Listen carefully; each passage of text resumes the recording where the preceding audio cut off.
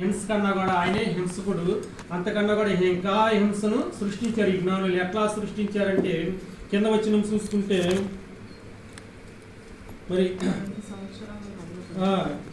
తెచ్చుకొని తాను జ్ఞానము వలన వివరముగా తెలుసుకున్న ఆ కాలమును బట్టి బెత్లెహేములోని దాని సకల ప్రాంతంలోని 2 సంవత్సరములు మొదలుకొని తక్కువ వయసు గల మగపిల్లలందరినీ వధించెను.